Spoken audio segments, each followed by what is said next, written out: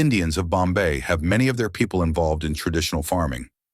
Many from this community are aware of their farming traditions and have some traditional activities around farming, like the Feast of Agera. But what happens when the rains do not arrive on time? The parched soil waiting for the rains? The East Indian community gathers together to pray to their patron Saint Anthony. They do penance by carrying a stone on their heads and sing a prayer to Saint Anthony. Santanto nangre, pani parte dongre, Jesusची माय उघडदार, आम्ही पापी पाणी पार, वल्ले वल्ले सेवा, पाणी पार देवा.